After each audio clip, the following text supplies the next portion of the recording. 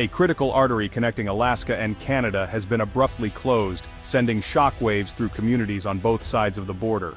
This route, a lifeline for thousands, has long been essential for the movement of people, goods, and services between the two regions. Not by conflict, but by policy. The decision to shut down this vital passage was made swiftly, leaving many unprepared for the consequences.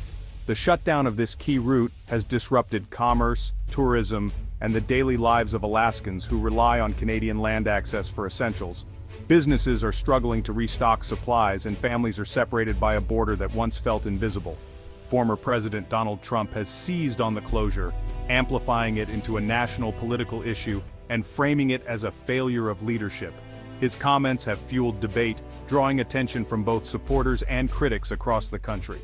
For many Alaskan communities, this is more than an inconvenience. It's a threat to their survival, forcing longer, costlier, and sometimes impossible journeys. Some residents now face hundreds of extra miles to reach medical care, work, or family, while others are left isolated, with dwindling resources and growing uncertainty about the future. The closure has triggered a re-examination of the US-Canada relationship, challenging the assumption of seamless cross-border cooperation.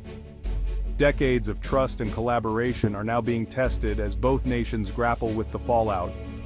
Years of simmering border disputes, reduced crossing hours, and pandemic-era restrictions have hardened into a new, more rigid reality. What was once a flexible and friendly border has become a symbol of division and uncertainty. Security concerns and bureaucratic hurdles now dominate, complicating trade and tourism, and turning a regional crisis into a flashpoint for national debate.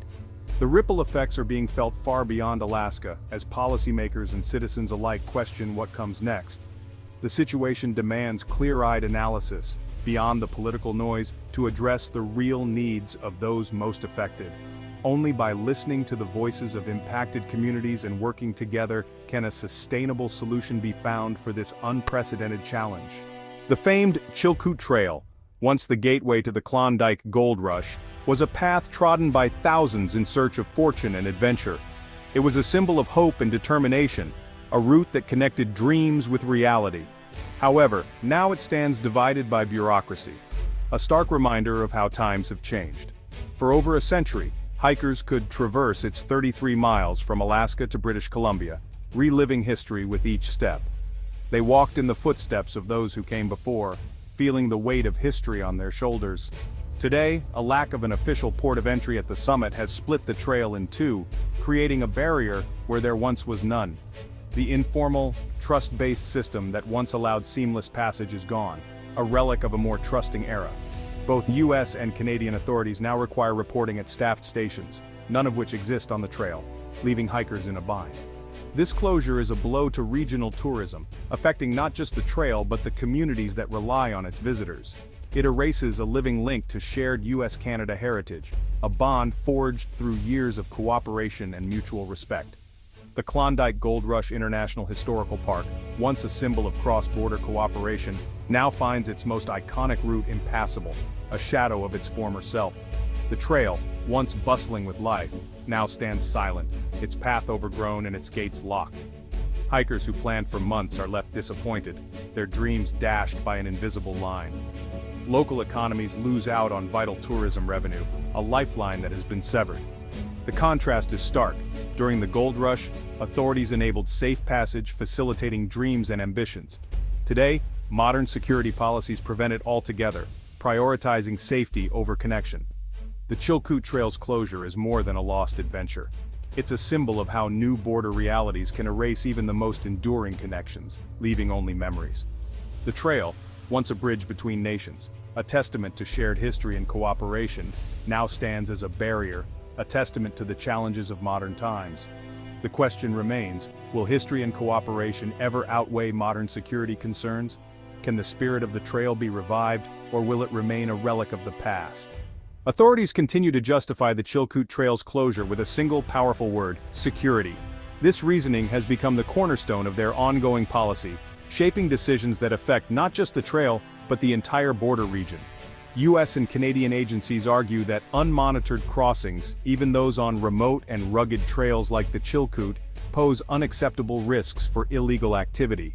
They point to the potential for smuggling, unauthorized entry, and other threats that could go undetected in such isolated areas. While the pandemic initially sparked the closure, officials now say a new border philosophy has taken root, one that prioritizes security over public access. This shift means that even cherished historical routes and recreational opportunities are sacrificed in the name of vigilance. This approach isn't unique to the Chilkoot. Other remote crossings, such as the Pacific Crest Trail, have faced similar restrictions, reflecting a broader trend toward tightening border controls across North America. Canadian officials emphasize the ongoing fight against drug and firearm trafficking, insisting that every entry point, no matter how remote, must be strictly monitored and controlled to prevent illegal activities.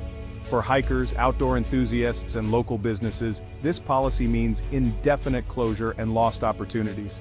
The economic and cultural impacts ripple through border communities, affecting livelihoods and traditions. The debate now pits the value of recreational access and economic benefit against the drive for absolute border control, raising questions about what is gained and what is lost in the process.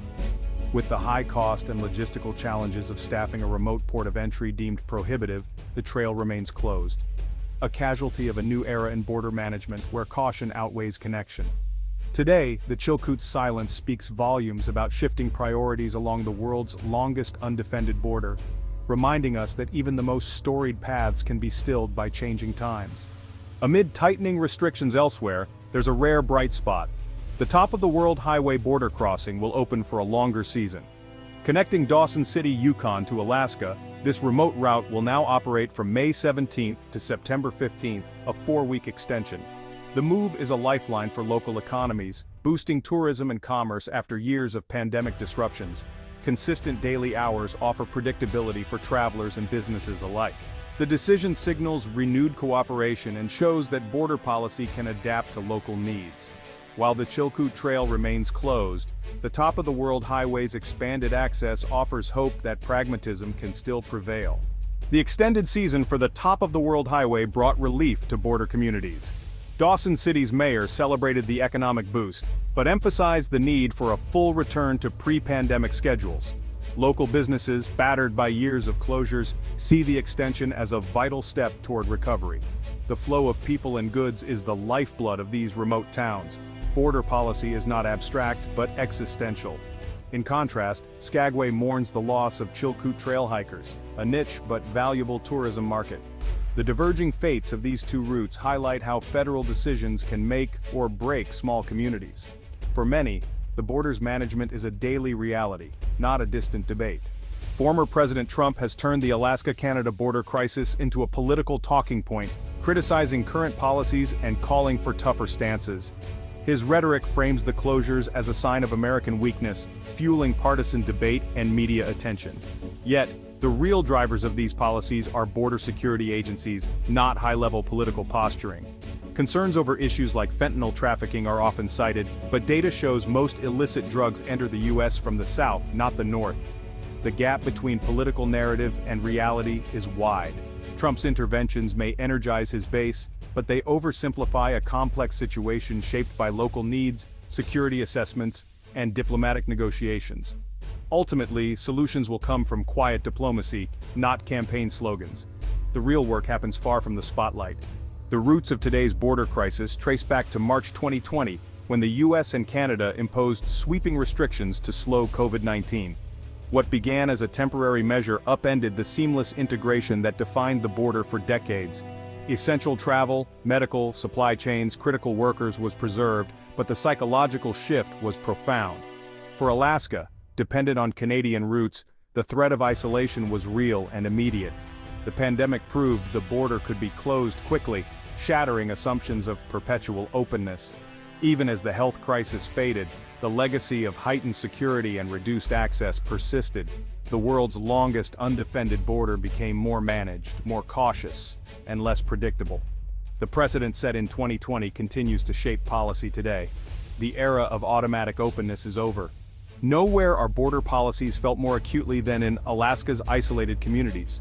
Towns like Haines, Skagway, and Hyder rely on Canadian roads for access to the rest of Alaska and the continent. For them, the border is a lifeline, not a line on a map. During the pandemic, fears of total isolation were real. prompting urgent action from state leaders to keep essential transit open. Hyder, uniquely dependent on Canada for power, currency, and even schooling, exemplifies this deep interdependence. The recent trend towards stricter controls exposes the fragility of these arrangements. Alaska's future depends on sustained, high-level diplomacy to keep its vital connections secure.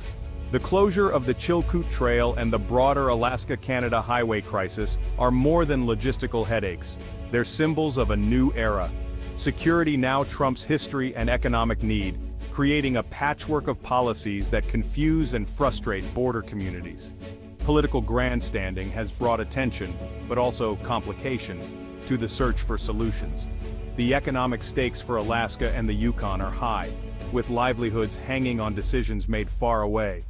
The pandemic shattered the myth of an always-open border, leaving lasting caution in its wake. As both nations adapt, the border is becoming less permeable and more managed than ever before.